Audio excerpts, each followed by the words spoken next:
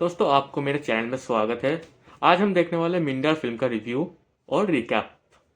बन रही है। कहानी की शुरुआत में हम एक लड़की को देखते हैं जो रोड के बीचों बीच अपनी जान देने के लिए सड़क पर लेटी हुई है। कुछ ही देर में इस रोड पर एक गाड़ी आ जाती है। यह लड़की जैसे ही उस गाड़ी को अपनी ओर आता देखती है तो एक दर्दनाक मौत के डर से वो अपना इरादा बदल लेती है और वो सड़क से उठकर किनारे पर चली जाती है। तब वो गाड़ी वाला इंसान भी इस लड़की की मदद के लिए नहीं रुकता। वो इसे नजरअंदाज करके आगे निकल जाता है जैसे उसने कुछ देखा ही नहीं हो। इस लड़की का नाम लीसा है। लीसा की जिंदगी बिल्कुल भी ठीक नहीं चल रही। दरअसल आज लीसा की बेटी का जन्मदिन है, लेकिन अब उसकी बेटी इस दुनिया में नहीं रही। तब हम देखते हैं कि जो गाड़ी कुछ देर पहले लीसा को इग्नोर करके आगे निकल गई थी, उसे अपनी गलती का एहसास होता है। इसलिए वो आदमी अपनी गाड़ी रिवर्स करके लीसा के पास आता है। गाड़ी के अंदर बैठा एडम नाम का आदमी लीसा से पूछता है, क्या तुम ठीक हो? जिस पर लीसा जवाब देती है, हाँ मैं ठीक हूँ, मुझे कुछ नहीं हुआ। इस पर उस आदमी ने लीसा को बताया कि इस सुनसान इलाके से शहर काफी दूर है, इसलिए अगर तुम चाहो तो मैं तुम्हें शहर तक लिफ्ट दे सकता हूँ। लीसा मान जाती है और फौरन उसकी गाड़ी में बैठ जाती है। सफर के दौरान एडम लीसा से पूछता है कि तुम अकेली इस सुनसान जगह में क्या कर रही थी? लीसा ने एडम को बताया कि आज मेरी बेटी का जन्मदिन है, जिस वजह से वो आज मुझे बहुत याद आ रही है, पर बदकिस्मती से वो अब इस दुनिया में नहीं रही और अब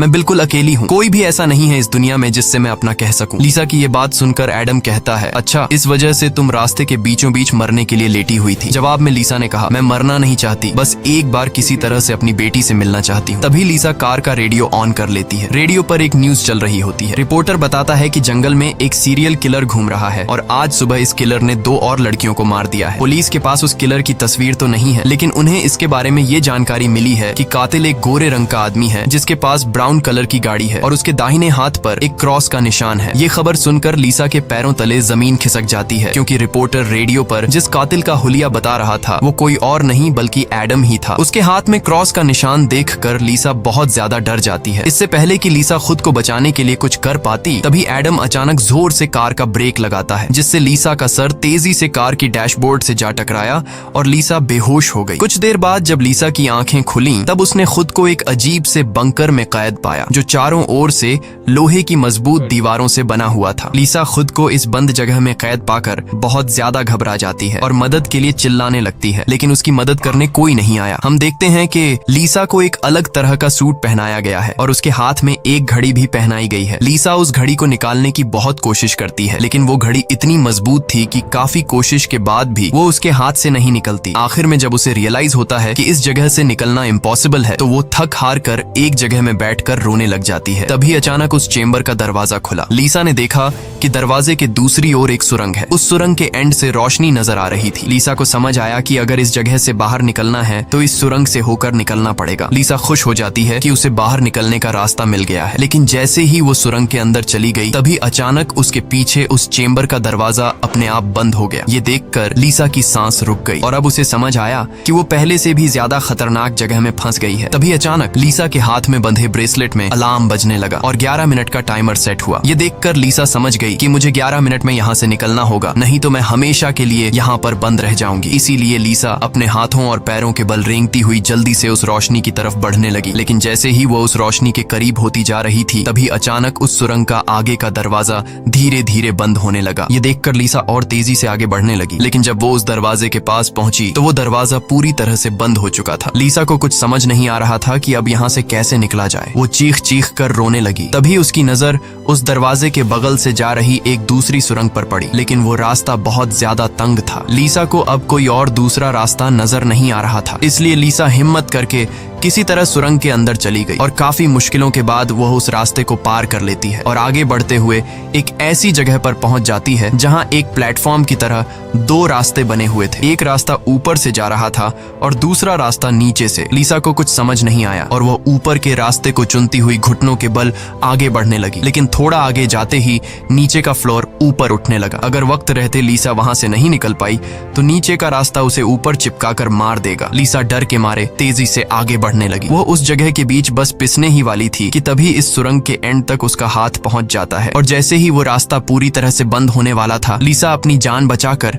वहां से निकलने में कामयाब हो जाती है। खुद को कुचलने से बचाकर वो एक सुकून की सांस लेती है, लेकिन उसे पता नहीं था कि अब उसके लिए मुश्किलें और भी बढ़ने वाली हैं, क्योंकि आगे का रास्ता और भी ज्यादा खतरनाक है। तभी उसके घड़ी में अलार्म बज उठा। ये अलार्म बता रहा था कि आधा समय बीत चुका है और अब उसके पास सिर्फ 5 मिनट बाकी है। इसीलिए वो अब फिर से आगे बढ़ने लगी। जहाँ उसे थोड़ी दूर जाते ही रास्ते में कोई इंसान लेटा हुआ दिखाई दिया। लीसा जब उसके करीब आई तो उसने देखा कि वो कोई जिंदा इंसान नहीं बल्कि एक जली हुई डेड बॉडी है जिसकी हालत बहुत खराब है। उस लाश के हाथ पर भी वैसी ही घड़ी बंधी हुई थी जैसी लीसा के हाथों पर बंधी थी। लीसा को समझ आ गया कि ये इंसान भी मेरी तरह इस सुरंग से निकलने की कोशिश कर रहा था, लेकिन वो यहाँ से निकलने में कामयाब नहीं हो सका और मारा गया। मतलब यहाँ से निकलना इम्पॉसिबल है। इस डेड बॉडी को देखकर लीसा की यहाँ से निकलने की बची कुची उम्मीद भी टूट गई, लेकिन उसने किसी तरह हिम्मत जुटाई और इस डेड बॉडी को साइड पर करके आगे बढ़ने लगी। जब वो घड़ी की तरफ देखती है तो उसके पास सिर्फ 2 मिनट का टाइम बचा हुआ था, इसीलिए वो और तेजी से आगे बढ़ने लगी। तभी अचानक एक मजबूत लोहे की सलाखों ने आकर उसका रास्ता रोक दिया। साथ ही उस सुरंग की दीवारों में से ढेर सारे हीटिंग पाइप निकलकर बाहर आने लगे और उस जगह को गर्म करने लगे। ये देख लीसा पूरी तरह से घबरा गई। वो समझ गई कि जल्द ही उसकी भी लाश उस जले हुए इंसान की तरह इस सुरंग में पड़ी होगी। उसे आगे क्या करना है कुछ समझ नहीं आ रहा था। तभी उसके पीछे दीवार का एक छोटा सा सेक्शन खुल गया, जिसे देख लीसा पीछे की तरफ रेंगती हुई उसके अंदर घुस गई। अगले ही पल एक कांच के दरवाजे ने इस सेक्शन को पूरी तरह से बंद कर दिया। जैसे ही लीसा के हाथ में बंधी घड़ी में टाइमर 0 पर पहुंचा, तभी उन हीटिंग पाइप से आग फुंवारे की तरह निकलने लगी और देखते ही देखते वो पूरी सुरंग आग की लपटों में डूब गई। लीसा जिस सेक्शन में बंद थी वह पूरी तरह से सिक्योर था, जिस वजह से उसकी जान बच गई। कुछ देर बाद वो हीटिंग पाइप्स वापस दीवार में चली गई। लीसा जिस सेक्शन में बंद थी उस चेंबर का दरवाजा खुल गया। लीसा ने जो कुछ अभी अपनी आंखों के सामने देखा उस वजह से लीसा उस सेक्शन से बाहर नहीं निकलना चाहती थी, पर उस सेक्शन की दीवार लीसा को बाहर धकेल देती है और पहले की तरह अपने आप सुरंग से जुड़ गई। लीसा जैसे ही वहां से बाहर आई तभी उसकी घड़ी में फिर से 11 मिनट का टाइमर सेट हुआ। वह जैसे ही थोड़ा आगे बढ़ी तभी उस सुरंग का ऊपरी हिस्सा नीचे आने लगा और बिल्कुल उसके साथ आकर चिपक गया। बस इतना गैप बचा कि वो रेंगते हुए यहाँ से आगे निकल सके। लीसा अब पूरी तरह से बेबस हो चुकी थी। वो जोर जोर से रोने लगी। जब उसकी नजर घड़ी पर पड़ी तो वहाँ उसका टाइम खत्म हो रहा था, जिसका मतलब था कि अब से ठीक 11 मिनट बाद फिर से उस सुरंग में आग का सैलाब आएगा और लीसा को राख कर देगा। वो सोचती है कि इतनी बुरी मौत मरने से अच्छा है कि क्यों ना एक बार फिर से वो यहाँ से निकलने की कोशिश करे। इसीलिए वो फिर से हिम्मत करके अपनी जान बचाने के लिए पीठ के बल अपने हाथों के सहारे रेंगते हुए आगे बढ़ने लगी। थोड़ी दूर ऐसे ही रेंगते हुए जाने के बाद वो सुरंग खत्म हो गई और आगे पानी का एक टैंक आ गया। लीसा बहुत ज्यादा थक गई थी और प्यास ने उसका बुरा हाल कर दिया था। वो इसी तरह लेटे हुए हाथों की मदद से पानी पीकर अपनी प्यास बुझा लेती है। जब उसने अपनी घड़ी की तरफ देखा तो अब सिर्फ 8 मिनट रह गए थे। अब पानी के अलावा उसे कोई और दूसरा रास्ता नहीं दिखा, इसलिए वो एक लंबा सांस लेते हुए पानी में ही उतर गई। पानी में उतरने के बाद टैंक काफी बड़ा था। उसे अब समझ नहीं आ रहा था कि किस तरफ जाना है। वो यहाँ वहाँ पानी में निकलने का रास्ता ढूंढने लगी, मगर उसे कोई भी निकलने का रास्ता नहीं मिला। दूसरी तरफ जहाँ से वो इस टैंक में उतरी थी वह रास्ता भी बंद हो चुका था। अब उसकी सांस भी खत्म होने लगी थी। तभी टैंक में से ऊपर की तरफ एक दरवाजा खुल गया। लीसा जल्दी से उस दरवाजे से होते हुए ऊपर निकल आई। बाहर निकलते ही उसने जोर जोर से सांसें लीं और आगे का रास्ता तय करने लगी, लेकिन लीसा बहुत ज्यादा थक चुकी थी। आगे बढ़ना उसके लिए बहुत मुश्किल हो रहा था और कुछ ही देर में भारी थकान की वजह से लीसा की बीच रास्ते में ही आंख लग गई। लेकिन तभी लीसा के कानों में किसी के चीखने की आवाज गूंज उठी। वहां और भी कोई था जो मदद के लिए पुकार रहा था। उसकी आवाज सुनकर लीसा के अंदर बचने की एक उम्मीद जाग उठी, इसीलिए वो जल्दी से उस आवाज का पीछा करने लगी। अचानक एक जगह उसके ठीक नीचे एक दरवाजा खुला जिसके अंदर उबलता हुआ तेजाब था। लीसा उस तेजाब में गिरने से बाल बाल बची। वो तेजाब इतना खतरनाक था कि एक मजबूत लोहे को भी कुछ सेकंड में पिघला देता। लीसा जल्दी से अपने कपड़े का एक टुकड़ा काटती है और उसे टेस्ट करने के लिए तेजाब में डुबोती है। कपड़ा कुछ ही सेकंड में काली राख में बदल जाता है। ये देखकर वो बहुत ही संभल कर आगे बढ़ती है। वो अपने हाथों और पैरों को उस गड्ढे के किनारों पर रखकर उस जगह को पार करने ही वाली थी कि तभी उसका घुटना तेजाब में लग जाता है, जिससे लीसा दर्द से चीख पड़ी। खुशकिस्मती से उसके सूट की वजह से उसका घुटना गलने से बच गया, लेकिन उसके घुटने पर एक गहरा जख्म बन गया था। अच्छी बात ये थी कि अब वह मदद की आवाज काफी करीब से आ रही थी। लीसा अपना दर्द भूलकर फिर से उस आवाज का पीछा करने लगी और आखिरकार वो एक लोहे की ग्रिड के पास जा पहुंची। उससे कुछ दूरी पर एक और ग्रिड थी जिसके पीछे एक आदमी था। उस आदमी ने भी लीसा की तरह हाथ में घड़ी और सूट पहना था। लीसा उससे कहती है कि देखो मेरी बात सुनो, हम दोनों यहाँ पर फंसे हुए हैं, अगर हम एक दूसरे की मदद करें तो यहाँ से निकल सकते हैं। लेकिन वो आदमी काफी लंबे समय से उस सुरंग में फंसने की वजह से उसकी दिमागी हालत खराब हो चुकी थी। वो कभी लीसा को गालियां देने लगता तो कभी सॉरी करने लग जाता। वो कहता है कि ये लोग जल्द ही वापस आएंगे और हम दोनों को मार देंगे। ये कहकर वो पागल जोर जोर से हंसने लगा। तभी लीसा देखती है कि उसके हाथ में बंधी घड़ी में 60 सेकंड की काउंटिंग शुरू हो गई है। वो हीटिंग पाइप्स दोबारा दीवारों से बाहर निकल आए और इस बार बचने के लिए जो सेक्शन था वो लीसा और उस आदमी के बीचों बीच खुलता है, जिसमें सिर्फ एक ही इंसान के छिपने के लिए जगह थी। अब या तो वो पागल आदमी बचेगा या फिर लीसा। अगले ही पल लीसा और उस पागल आदमी के आगे जो लोहे की ग्रिड थी वह हट गई। ये दोनों तेजी से उस चेंबर की तरफ भागने लगे और दोनों एक साथ चेंबर तक पहुंचे, जिसके बाद ये दोनों एक दूसरे को मारने लगे। उस बीच कभी लीसा उस पागल आदमी को चेंबर से बाहर निकाल देती तो कभी वो पागल आदमी लीसा को बाहर धकेल देता। लेकिन आखिर में जैसे ही वक्त खत्म होने वाला होता है, लीसा उस आदमी को लात मारकर चेंबर से बाहर कर देती है। वो आदमी लीसा को पैर से पकड़कर बाहर निकालने की कोशिश करता है। तभी 60 सेकंड खत्म हो गए और उस चेंबर के शीशे के दरवाजे ने उस आदमी का हाथ काट दिया। दर्द से वो आदमी चिल्ला उठा। तभी लीसा की नजर उस आदमी के हाथ पर पड़ी जिस पर क्रॉस का टैटू बना हुआ था। उस टैटू को देखकर लीसा समझ जाती है कि ये आदमी कोई और नहीं बल्कि उसे कार में बेहोश करने वाला सीरियल किलर एडम है। अब लीसा की सारी कंफ्यूजन दूर हो गई। पहले लीसा को लग रहा था कि एडम ने इसे यहाँ कैद करके रखा है, लेकिन उसकी ये सोच गलत थी क्योंकि एडम बेचारा तो अब खुद मौत के मुंह में था। इतने में ही लीसा की घड़ी पर 11 मिनट का वक्त पूरा हो गया और उन हीटिंग पाइप्स से निकलती तेज आग ने कुछ ही सेकंड्स में एडम को राख में बदल दिया। अपनी आंखों से एडम की इतनी भयानक मौत देखकर लीसा डर के मारे कांपने लगी। कुछ देर बाद सेक्शन के अंदर एक छोटे सुरंग में से एक रोबोट आता है। वह एक बहुत ही भयानक सा स्कल था। ये रोबोट लीसा को कोई नुकसान नहीं पहुंचाता बल्कि उसके तेजाब से जले हुए घुटने को ठीक कर देता है। लीसा ने उससे पूछा कि वो कौन है और उसे यहाँ क्यों लेकर आया है। जवाब में उस रोबोट के मुंह से एक टूल निकलता है और वो टूल लीसा के सूट के साथ कनेक्ट हो जाता है। उस टूल की मदद से लीसा को फ्लैशबैक की सारी बातें याद आने लगती हैं, जब वो कार में एडम के साथ थी और उसे एडम की सच्चाई का पता चलने पर एडम की उसके साथ झड़प हो गई थी। उस दौरान एडम ने लीसा पर चाकू से सीने पर वार किया और कार से बाहर फेंक दिया था। उसी पल लीसा को आसमान से उसकी ओर आती एक सफेद रोशनी दिखाई दी थी, जिसके बाद लीसा वापस प्रेजेंट में आती है। लीसा को अब एक बात समझ आ जाती है कि उन एलियंस ने ही दरिंदे एडम से उसकी जान बचाई थी और उसे यहाँ लाए थे। लेकिन वो उसे यहाँ क्यों लाए थे ये बताए बिना ही वो रोबोट वहां से निकल गया। लीसा ये भी समझ जाती है कि ये लोग जो भी हैं वे उसे मारना नहीं चाहते, बस उसे इस गेम को पार करना होगा, तभी वो यहाँ से निकल पाएगी। लीसा अब आगे का रास्ता तय करने उस चेंबर से बाहर आ गई। एडम का कटा हुआ हाथ भी वहां पर पड़ा हुआ था। उसी समय लीसा को उस कटे हाथ पर टाइमर के नीचे कुछ सिंबल्स दिखाई दिए। लीसा उन सिंबल्स का मतलब समझने की कोशिश कर ही रही थी कि तभी एक घूमता हुआ पंखा उसकी ओर आने लगा। उसे देख लीसा अपनी जान बचाने के लिए पीछे हटने लगी और उससे बाल बाल बचती हुई एक छेद से ऊपर की सुरंग में चली गई। तभी अचानक उसे सुरंग के ऊपर से किसी के चलने की आवाज सुनाई दी। वो आवाज एक जगह पर जाकर रुक गई। उस जगह पर सुरंग का ढक्कन खुला और उसमें से एक भयानक सा क्रीचर उतरा, जो देखने में तो इंसान था लेकिन जानवरों की तरह घुरा रहा था। उसका शरीर पूरी तरह से जल चुका था और उसकी आंखें सफेद पत्थर की तरह चमकदार थीं। तभी लीसा की नजर उसके कटे हुए हाथ की तरफ गई। उसका कटा हुआ हाथ देखकर लीसा समझ गई कि वो कोई और नहीं बल्कि एडम है, जो जलने के बाद एक राक्षस में बदल चुका है। अब वो लीसा को मारना चाहता था। एडम की आंखें जल गई थीं। इस वजह से वह लीसा को देख तो नहीं सकता था, पर वो सुन सकता था। लीसा चुपचाप धीरे धीरे आगे बढ़ने लगती है, लेकिन तभी उसकी घड़ी के फर्श पर टकराने से एक हल्की सी आवाज गूंज उठी, जिससे एडम को उसकी भनक लग गई और तेजी से लीसा को मारने के लिए उसके पीछे आने लगा। लीसा उसके हाथ लगने ही वाली थी कि तभी लीसा एक पतली सुरंग से उस पार चली गई। एडम को कुछ नजर न आने की वजह से वह उस जगह को पार नहीं कर पाया। लीसा उस सुरंग से आगे बढ़ती हुई एक ऐसी जगह पर पहुंची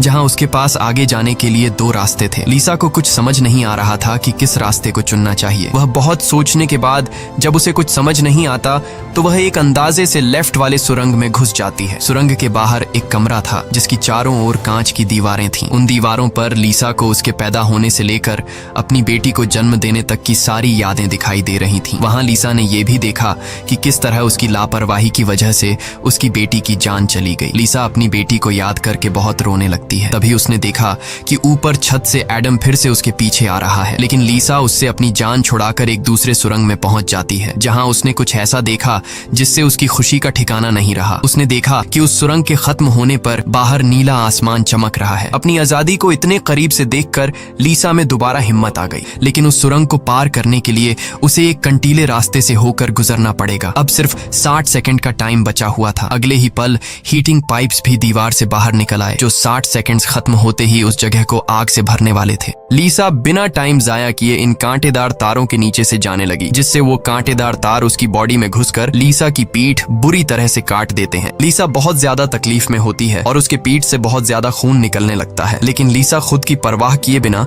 धीरे धीरे आसमान की तरफ बढ़ने लगी। तभी पीछे सुरंग में चेंबर खुला, जिसमें एडम झट से जाकर छिप गया। अब कुछ ही देर में आग का सैलाब आने वाला था। खून से लथपथ लीसा बाहर निकलने की कोशिश में थी, लेकिन बहुत ज्यादा खून बहने की वजह से अब आगे बढ़ना उसे मुश्किल हो रहा था। उसकी आंखें धुंधली हो रही थीं। तभी 60 सेकंड्स खत्म हो गए और अगले ही पल वहां आग बरसनी शुरू हुई। उससे पहले कि वो आग का सैलाब लीसा को भी अपनी चपेट में लेता, लीसा के ठीक नीचे एक द्वार खुला और वो नीचे एक चेंबर में जा गिरी और बेहोश हो गई। थोड़ी देर बाद जब लीसा की आंख खुली तो उसने देखा कि वो फिर से उसी जगह पर आ गई है जहां से उसने बढ़ना शुरू किया था। यानी अब तक उसने जितनी भी मेहनत की यहाँ से निकलने की, वो सारी जाया चली गई। ये देखकर लीसा अब पूरी तरह से टूट चुकी थी। तभी वो रोबोट उसकी मरहम पट्टी के लिए दोबारा आ जाता है। लीसा ने उसे मरहम पट्टी करने से रोका, क्योंकि वो दोबारा ये सब दोहराने के लिए तैयार नहीं थी। उसने रोबोट से कहा कि वो अब सिर्फ मरना चाहती है। उस रोबोट ने लीसा की बात मान ली और उसके मुंह से एक इंजेक्शन निकलकर लीसा के शरीर की तरफ बढ़ने लगा। तभी लीसा को एडम के हाथ पर बने हुए निशान याद आ गए। वो समझ गई कि जरूर वो निशान यहाँ से बाहर निकलने का रास्ता बताते हैं, इसलिए वो अपने खून से दीवार पर एडम के हाथ पर बने हुए निशान बनाने लगी, जिसे काफी गौर से देखने के बाद लीसा को पता लगा कि ये तो एरो है जो यहाँ से निकलने की डायरेक्शन बताते हैं। जैसे कि पहला एरो लेफ्ट साइड की तरफ मुड़ा हुआ था, जिसका मतलब रास्ते में आने वाली पहली 2 सुरंगों में से उसे लेफ्ट साइड वाली सुरंग के अंदर जाना चाहिए। दूसरे नंबर का एरो राइट साइड की ओर मुड़ा हुआ था, यानी पहली सुरंग को पार करने के बाद जब फिर से एक साथ 2 सुरंगें आएंगी तब राइट साइड वाली सुरंग के अंदर जाना चाहिए। उसे लगा कि जरूर मेरे हाथ की घड़ी के नीचे भी इसी तरह के सिंबल्स बने होंगे जो यहाँ से बाहर निकलने की डायरेक्शन बताते हैं। ये समझते ही लीसा ने उस रोबोट से उसके जख्मों को ठीक करने को कहा। जख्मों की मरहम पट्टी होते ही वो एक नई उम्मीद के साथ फिर से इन टनल्स में निकल पड़ी। लीसा पहले भी इन सुरंगों से गुजर चुकी थी, इसलिए वह बड़ी आसानी से उन सुरंगों को पार करते हुए आगे बढ़ने लगी और उस तेजाब से भरे गड्ढे के पास जाकर रुक गई। वहां उसने अपनी घड़ी को तेजाब में जलाकर उसे अपनी कलाई से अलग किया। उसकी कलाई पर भी ठीक वैसे ही सिंबल्स थे जैसे एडम के हाथ पर थे, बस उनमें थोड़ी बहुत चेंजिंग थी। लीसा उस जली हुई घड़ी को अपने हाथों में लिए हुए आगे बढ़ने लगी और उस जगह पर पहुंच गई जहां उसने पहली बार इन 2 टनल्स में से लिफ्ट वाले टनल को चुना था, लेकिन सिंबल्स के मुताबिक सही सुरंग राइट वाली है। वो जल्दी से राइट वाली सुरंग में चली गई, जहां आगे जाकर उसे 2 और सुरंगें मिली जिनमें सही सुरंग लेफ्ट वाली थी। इसी तरह लीसा अपने हाथ पर बने निशान की मदद से हर बार सही रास्ता चुनकर आगे बढ़ रही थी, लेकिन तभी एक बार फिर से एडम उसके पीछे पड़ गया। यहाँ लीसा समझदारी से काम लेते हुए एडम को गुमराह करने के लिए एक सुरंग के अंदर अपनी घड़ी फेंक दी और खुद दूसरी सुरंग में छिपकर बैठ गई। एडम घड़ी की आवाज का पीछा करते करते दूसरी सुरंग में घुस गया। एडम के जाते ही जब लीसा ने अपनी कलाई पर बने सिंबल्स चेक किए तो उसे पता चला कि उसने एडम को जिस सुरंग में भेजा था वही सही सुरंग थी। ये देखकर लीसा बहुत ज्यादा परेशान हो गई। अब लीसा के पास कोई दूसरा रास्ता नहीं था, इसलिए वो धीरे से एडम जिस टनल में था वो भी उस टनल में घुस गई। ये टनल काफी अजीब सा था, ऐसा लग रहा था कि ये टनल जैसे किसी बड़े जानवर का पेट हो। लीसा धीरे धीरे आगे बढ़ने लगी। थोड़ा सा आगे जाकर उसने देखा कि उसकी घड़ी सामने पड़ी हुई है, लेकिन एडम भी वहाँ पर मौजूद है। एडम अब चूंकि देख नहीं सकता था, इसलिए लीसा चुपके से उस घड़ी को उठा लेती है, पर तभी घड़ी में 60 सेकंड्स बचे होने का अलार्म बजने लगा, जिसकी आवाज से